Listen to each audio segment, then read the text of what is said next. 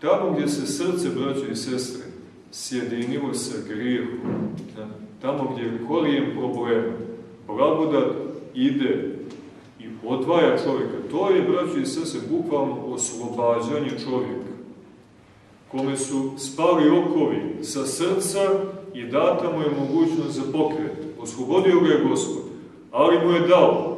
Da li će da izađe iz tamnice ili će da ostane u njoj.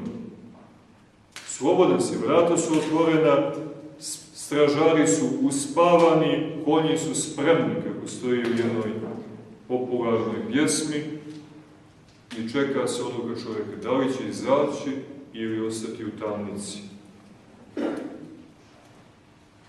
I da, i ovo je vrlo važno da ponovimo, da blagodat raskriva pred sviješću i čustvima čovjeka ništavnost i sramotnost prethodnog načina života.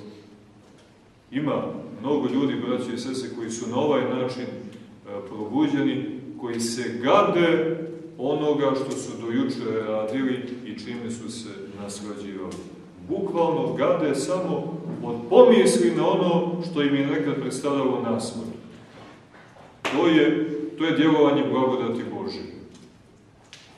Jer da nije tako, braći i sestre, jedino što može da se desi je ili da se malo umanji, ili da se i dalje naslađujemo, a da to krijemo od drugih, znate, da pušimo iza kuće, da tajno jedemo, da se fiksamo negdje gdje nas niko ne vidi, da bludničimo, a da niko ne zna, znate, a da spolja govorimo, da se kockamo, a da kući dajemo pogrešne informacije. To nije ta izmjena.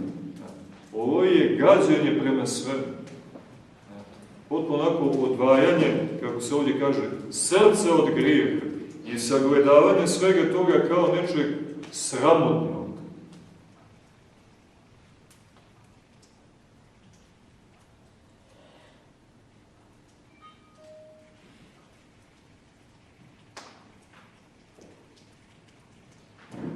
Grešnik prije probuđenja, blagodatnog probuđenja, biva kao zaronjen u grehovnu oblast, u oblast tame.